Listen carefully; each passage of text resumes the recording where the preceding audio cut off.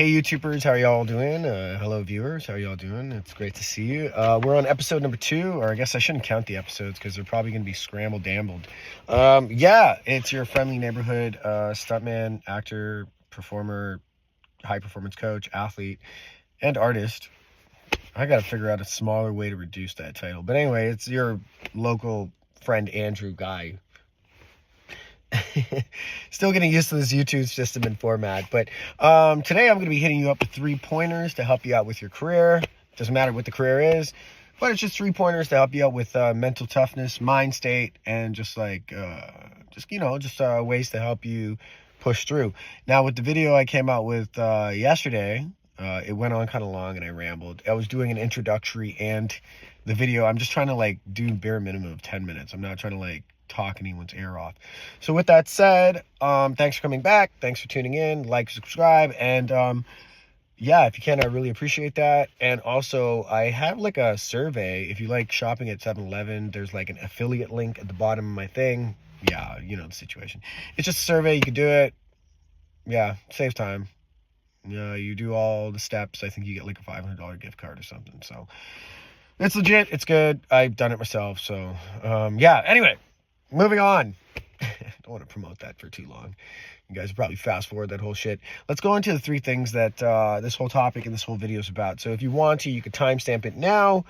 And this is where the video begins. So our first thing is, whatever career you're in, you want to embrace your journey. You embrace the unique journey that you're going through. So our journey, or my journey, was artistic and martial, or others people's journey may be medical and who knows, therapeutic, who knows. There's so many journeys. There's so many careers. And let's expand on that. So highlight how being adapted and overcoming neglect shaped your resilience.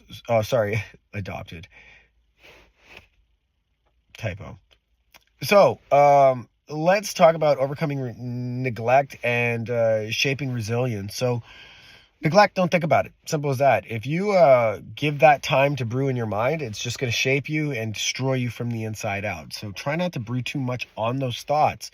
With that said, building resilience for that, you have to figure out multiple things in your life that could distract you. So distractions. We all have distractions. Make sure that they're positive distractions that are reinforcing yourself and your career, such as training, people, good people. Diet helps a lot of people too. It all depends. Everyone's different. So that's something to keep in mind. Refrain from adversity as fuel for fuel as a passion, especially in a demanding field like stunt performance. So when I was getting into the field of stunt performance, I wasn't trying to actually get into the field of stunt performance. I thought originally I was going to be like an action actor. I thought I was going to be like a Tom Cruise-y, but a colored mixed version of it. Dreamers, right? So anyway, I did all this stuff and I thought I was set for it, but it turned out that I had the skills to be a stunt performer, and a really good stunt performer. So once as I found out who I was and where I belonged in the community of film, everything just set in real easily. So in your situation, if you're a personal situation, just sometimes when you think, hey, I might be the painter on the team, you might actually be the finisher or the line works person. So that's something you just have to keep in mind. I'd like to share a specific challenge in my background in training in this that could actually kind of be relatable to anybody else that's watching this. So I've been through a lot, I guess. Something that's relatable. So an adversity I had to go through. So I had mentioned in my previous video that I ended up getting unionized during the great rise of the superhero era. So that's the average male was 5'10" to 6'2", and about 160 to 200 pounds. And the average woman was about 5'7" to 5'9", 5'10"-ish. And, they have their respective weight classes. So I was smaller than the average woman. So getting into that field was pretty challenging, but I found unique ways to promote myself. So what I did is I worked directly with game design. I worked with game designers. I went to school for game design. I learned about mocap and animal movement and just how scenes work and how to set up the skeleton for animation and for whatever needed in those cutscenes. So with that said, I prepared myself for that situation. I thought I was preparing myself for acting. No, buddy, you're preparing yourself for stunts that whole time. I didn't realize it. But sometimes it's a blessing in disguise because people really respect and appreciate stunt people in the film community and the media world. So, yeah, it was actually a blessing in disguise. And to be honest with you, when I look now in the long run, I'm like, if I had pursued the acting thing, it would have been extremely difficult with the amount of people that I'm going against, and it wouldn't have worked out well. All right, let's get into point number 2, turning failures into learning opportunities. So we already went over the embracing your unique journey. So find out your unique journey, find out what you love doing, and guns ho. Turning failures into learning opportunities. So we're going to discuss moments where self-doubt feel overwhelming and those failures became stepping stones. So like I did not think I was going to get unionized at all in Toronto. Like there was extreme moments of doubt, and after the 3rd year and like chasing after and trying to get an agent and this and that, it was impossible, but it wasn't impossible, if that makes sense. It was possible. I just had to be really dialed in, and then when I got really dialed in, the opportunities didn't drop. But you know, you get networking and you hear things and you network with people, and hey, Vancouver is like easier to get unionized in, so I went over to Vancouver, and I'm telling you, man, like just be dialed in, know what's going on, like be aware of those situations, and that self-doubt is not going to exist because opportunity is abundant and it's all around. I know I should speak for myself since I'm like still hunting for stunt jobs, but it's slow right now. Opportunity is abundant around, so like keep pushing. There's film work everywhere, and sometimes you're gonna have to do a lot of work guerrilla style or for free, or sometimes you're gonna have to help out other film performers in order to get booked for bigger film projects in the future. So that's how you like build your self-confidence and your momentum. Emphasize the importance of persistence using examples like training, auditions, or on-set challenges. Persistence is very important. You have to remember we're at the mercy of like the production. They choose who we are. They choose what we are. They choose how we move and where we move and when we move. So with that said, you know, all in this business, you just keep pressing and doing what you're doing.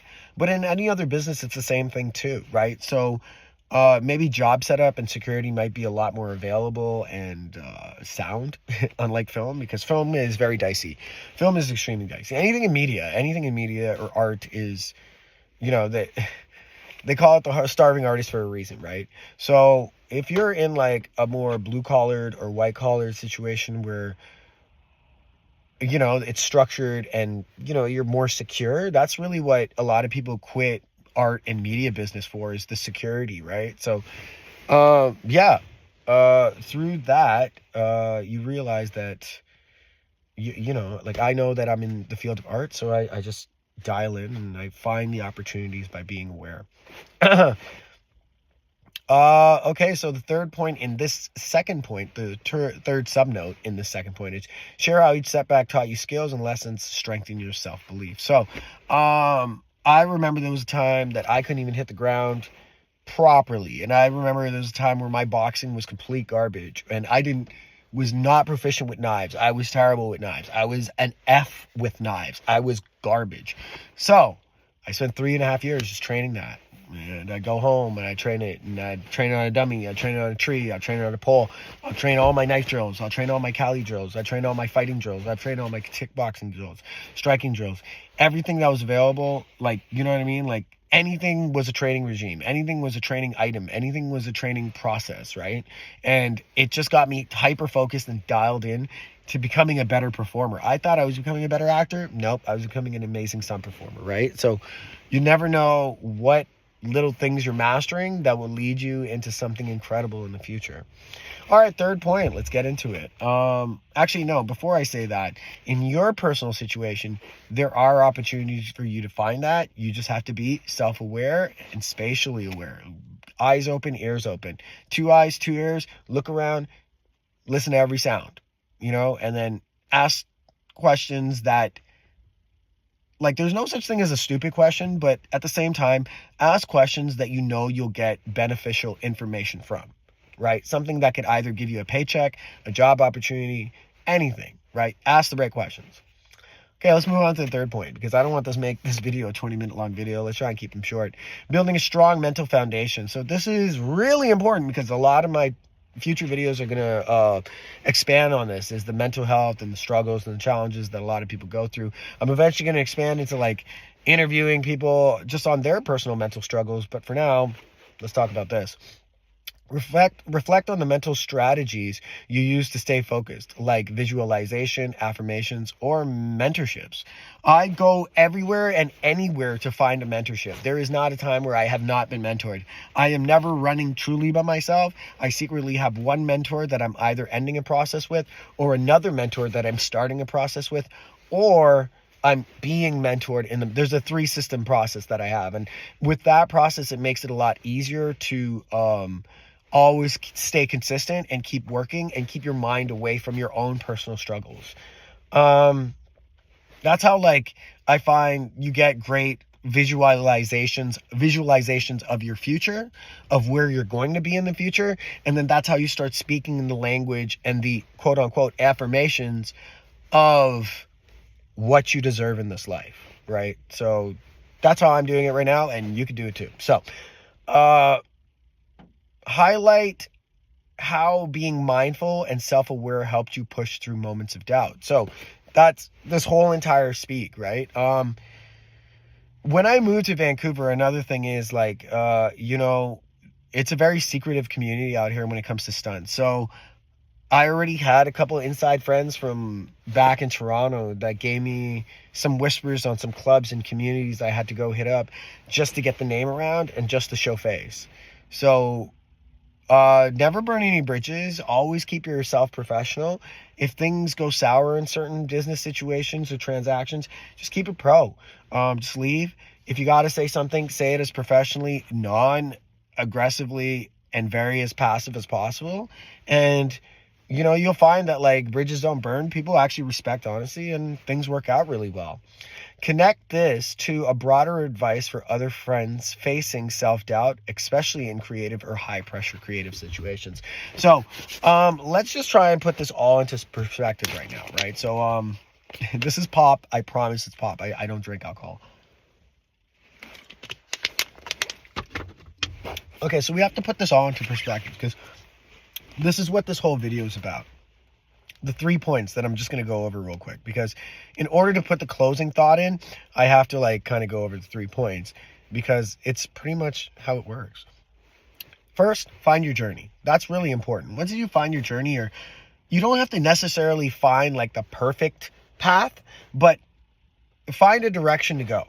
Once you find a direction to go, then you have momentum. You're moving forward. Remember I told you when you fell back up, you fall forwards and you get back up and you keep moving forwards. You always keep moving forwards.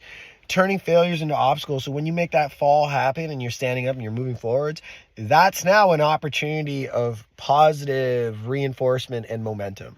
Okay. And building that strong mental foundation. So connect a broader advice to these facing self-doubt, especially in creative high-pressure careers. Once you apply all these 3 like little notes in this particular video, you're going to find that it's a lot easier to accept the 99 no's and the 1 yes for every 100 applicants you set out. And it's not going to be so harsh to you. It's going to be a whole lot more easier to manage. And you're going to find it's like the mental blow and the emotional blow is not as tough, but just make sure that you're always surrounding yourself with the right people that love and appreciate you, and not just fake love, like really love. Like, don't get on your nerves just to irritate you or da-da-da-da. No. They gotta like kind of be fans of yours, right? Like people aren't genuinely a fan of your presence and who you are, this whole entire thing isn't working out, right? Like you might have to change businesses or maybe switch up your personality. But I found in this particular hustle, the more that I'm humble and I just kind of like not be a people pleaser, but I'm honest and sincere, and people respect that. And if you cue into that vibe, that's going to give you a little bit of confidence, right? So just be a little bit more social, and you don't have to go out and have full out conversations with people, but in your journey, just be mindful to look out for those little cues to make you feel 1,000 times better. Cool? All right. I hope you like, subscribe, and also check out the affiliate link. You don't have to sign up to the affiliate, but do the survey. It helps out me. It helps out everybody. It helps me out. It helps you out. You know, you might win a gift card for like $500 at 7-Eleven. I think that's what it was. So, yeah, love you. Stay safe. Be good. And until next vid, thanks for your patience.